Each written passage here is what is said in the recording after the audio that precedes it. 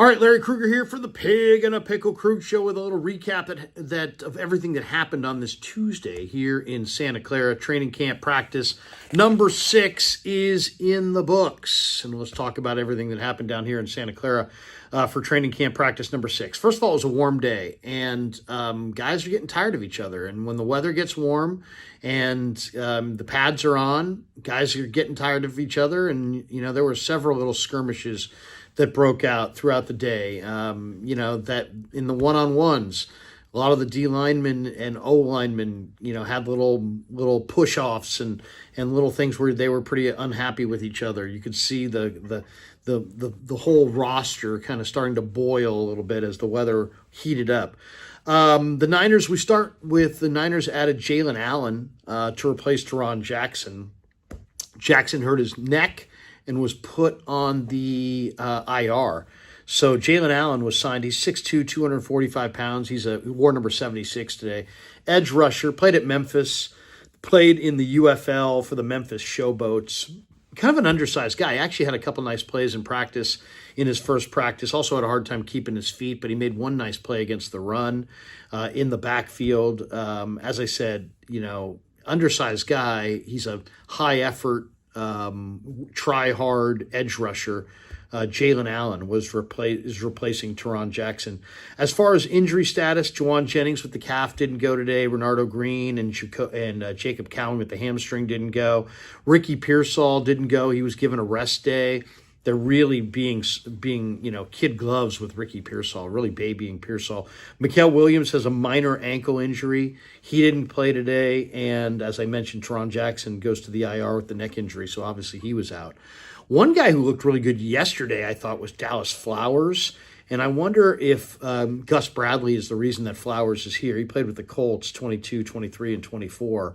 Once upon a time, he was Pro Football Writers Association's member of their all-rookie team back in 2022 with the Colts. And Flowers has started to look good on the practice field. The other thing that's really shown up is what a deep rookie class this is. Oh, my God.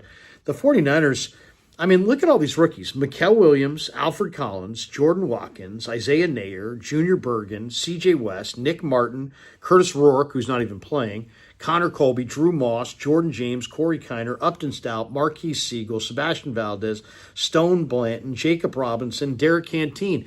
Many of those rookies are looking really, really good. So, if there's one theme of this group, you think of the 86 draft was the depth draft that really set the Niners up for great seasons in 87, 88, 89, 90, 91, 92, 93, 94. So much of the 86 draft was the foundation of those football teams. And they got like 6 starters, and Haley became a Hall of Famer.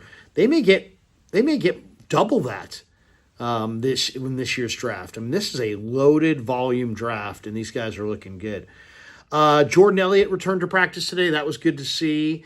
Austin Pleasance looked really locked in the one-on-ones. He's playing right tackle exclusively, and Spencer Burford is playing left tackle exclusively. I thought that was interesting. C.J. West continued to win in the one-on-ones. We're going to hear from Bryce Huff in a minute, but C.J. West just was dominant in the one-on-ones for the second day in a row. He was less dominant today than he was yesterday, but he's been dominant. The Niners' best offensive linemen, Trent Williams, Jake Brendle, Don Pooney, they're not doing every rep of the one-on-ones. They're having a lot of their backup offensive linemen do these one-on-ones in camp. As far as Brock Purdy, he looked good again today. Brock came out, hit Kittle on a deep belt ball. I had Purdy down at 7 of 11 for the afternoon. He also had a great deep ball to Jordan Watkins, which was the play of the day. Hit Watkins about 50 yards down the field on either a go pattern or a deep cross. It was nice. He beat Luter. Watkins beat Luter. Had that separation. Purdy put it on his hands. One thing about Purdy, he's pretty accurate, and Watkins can create separation. He can create separation down the field, and we know Purdy's going to be aggressive. So I think they could be fantastic together. Purdy also had a really nice touch pass to Russell Gage. He had a nice pass to Demarcus Robinson. I thought Brock overall had a pretty good day. overall. Luke Gifford had an interception. The special teams linebacker had an interception of Purdy during practice. I thought Nick Bosa and Bryce Huff both had fantastic days. Bryce Huff had a one-on-one rep where he spun. He's got such unbelievable footwork. He can make tackles whiff on him because they just don't get a finger on him. And then this time, the tackle overset and he spun right inside and right into the lap of the quarterback. Bryce Huff looks really good. And Nick Bosa won several reps as well. I think those two guys might wind up being the strength of the rebuilt 49er defense is going to be Bosa and Huff coming off the edges. Corey Kiner continues to look like a revelation. The young running back is just a high-energy, violent runner. Derek Canteen, the rookie corner, had the biggest hit of the day. Big hit, I think it was on Isaac Guerrero. Huge hit by Canteen. Jacob Robinson, the rookie from BYU, continues to really look like a very good football player. One of the big stories today in 49er land is Mooney Ward. Mooney Ward, in an article written by Mike Silver, basically just said that when he found out the Niners were not, giving him a contract extension, that, he kind of shut it down, and that, he really was disappointed, and he wasn't motivated the rest of the way because he knew the Niners weren't going to extend him. They were going to extend Lenore, and they were going to say goodbye to Mooney. And he admitted to Mike Silver that he wasn't motivated after he found out that the Niners weren't going to give him the contract extension that he sought. Now, I got a couple thoughts on this. And one, I love Mooney. He's very honest. What he went through last year was tough, right? Because, obviously he had a tragedy in his family. The Niners decided, despite how good he's been, that they only could pay Lenore and they couldn't pay him. And I'm sure that hurt him. But you know what? The bottom line is, and I respect the fact that he's very candid. He comes out, tells you exactly how he's thinking and what he's thinking, and you can take it to the bank. He's being authentic. So if you like candid, if you like authentic, you're going to love Mooney. But at the same time, you're candidly admitting that despite the fact that they were paying you millions of dollars to perform last year, that you kind of shut it down a little bit, or that you weren't necessarily trying your best because you were disappointed. And that's a layer of unprofessionalism that kind of crosses a line with me. You're getting paid. Yes, is it suck that they don't want to give you money, millions of dollars and a multi-million-dollar extension? Sure, it hurts, I'm sure. But they are paying you multi-millions of dollars this year in the situation it was last year. And there's no reason for you to shut it down. Shut it down when the season's over. But, it's an emotional game. He's emotional. It was a trying year. It was a tragic year.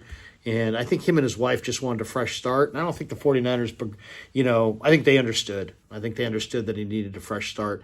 Everybody loves Mooney. He's a terrific guy, and he's very candid. But he kind of candidly admitted that he was kind of blatantly unprofessional by not bringing the same intensity after he found out they weren't going to extend him. Some people would say that's not a good play or not a good thing, and definitely not a good thing to admit to. Couple other things. Let's hear from Bryce Huff. I thought, we can talk for hours, but man, the players usually will say things that really reveal things. And Bryce Huff hit the podium and said, man, all the young rookies, all the Niners rookies are really stepping up. And then he said CJ West had a dominant day yesterday and has been dominant, which is totally true. And then he also said Seabass is locked in. And, I love it because I'm a big fan of Sebastian Valdez, and that's who he's referring to about Seabass. And this guy Seabass, he doesn't look like much. He's a little on the shorter side, and yeah, he's kind of yoked up, but he wasn't a high pick, and he wasn't celebrated. And all the guy's done is looked awesome all spring. And I thought, well, maybe it's just springtime. Maybe it'll look different when the pads come on. Now the pads came on, and this guy had a phenomenal day today, winning the one-on-ones. And when you got Bryce Huff calling you Seabass when you're Sebastian Alvarez and you're an undrafted free agent, just the fact that that Huff knows who he is amazing. And the fact that he says that Seabass is locked in, at least makes me feel good. It makes me feel like I know what the hell I'm watching, because to me, Sebastian Valdez looks great. And I would imagine he's going to continue to look great when the preseason games start. We had the kicking competition, another round of the kicking competition today. Both kickers, Joseph and Moody, went 4 for 4. They both connected from 28. They both connected from 36. They both connected from 41. They both connected from 48. So they both went 4 for 4 on the day. Let's also, but let's hear from Bryce Huff. Let's hear from Bryce. Here is Bryce Huff talking CJ West and Sebastian Valdez. All of the rookies are they came in ready to work, especially I know my guy CJ is dominant. You got Seabass locked in, like everybody. So CJ and those one-on-one drills, particularly yesterday, that was pretty eye-opening. I mean, did you kind of seen that before, or were you like, whoa? I mean, yeah. Might be better than I thought. First day with Paz on is definitely a different vibe, and I definitely felt that energy from him because he had a dominant day yesterday. So that was good to see. All right, a little bit there from Bryce Huff. Now let's hear from Jake Brendle. Brendle was asked about CJ West as well, and here's what Brendle had to say about the rookie defensive tackle from Indiana. I think all the rookies on defense are really, I mean they're pretty solid. He's a lot more of a fast twitch guy. He has a lot of kind of side-to-side movement, side-to-side speed, and he's got a lot of dynamic strength in the pass rush. So he's I mean, one-on-ones, you guys are out there, you see him. He's had a lot of success. When you see him out there in a little scuffle, obviously nothing much, but are you excited to see a rookie kind of in that early on in training camp, or is it kind of like, okay, you need to chill out? I mean, yeah, if he fell on his face, so it's not like it was like he's like being a tough guy. I think it was more of just defending himself a little bit. I'm kind of indifferent about that sort of thing. I don't think you should be fighting your teammates, but at the same time, everyone was in there. So, I think everyone on the team has everyone's back. So we all just want to get the best work in as we can and focus on a collective goal. There you go, little Jake Brendle on CJ West. He's like, man, he's got lateral speed. He's got dynamic strength. He's like, I don't want to fight our teammates, but man, nobody wants to block CJ West. One last note, the Niners have extended Spencer Burford's contract. He gets $1.2 million in base and $510,000 per game via bonus. So Burford, who's operated exclusively at left tackle during these practices, gets a reworked contract. One other note that I thought was kind of interesting is that, the one thing that we're seeing, it's like how Isaac Guerendo's a revelation. He's a great receiver, and the Niners obviously got to get him on the field because he's really dynamic. And what I'm seeing is the Niners are using him as a receiver on a lot of plays where, they got the action going to the right, and then here comes a little bootleg action, and the quarterback throws it out to Guerendo, who blocked for a 2 count and leaked into the flat. And I've seen that play a couple times, and I can't wait to see it in the season because it's pretty obvious to me that Shanahan knows that Guerendo's a home run hitter, and Guerendo can take it to the house at any moment. And if you can scheme him up some open space, if you can get him the ball in open spaces, man, he might be able to deliver big playability for you throughout the year. And we saw a couple more plays like that today where the action's going this way, but it's bootleg action for the quarterback. And then you got Guerendo leaking into the flat, and now here he is catching it with him and sometimes no defender out there in the flat. Sometimes there's one defender, and you've got this 6'1", 230-pound guy with 4.3 speed with one guy to beat. It's intriguing. And so look for Guerendo to be utilized quite a bit this year, I think, on, a lot of schemed up misdirection, schemed up, create space for him, get him the ball in space any way you can scheme it up. And I think he's going to deliver huge play ability for the Niners for sure. All right, that is going to do it. Thanks to Pig in a Pickle for being the title sponsor of The Krug Show. Thanks to Sharp Corner Sports Cards and Collectibles for sponsoring this video. Thanks to all of you guys for supporting The Krug Show on YouTube.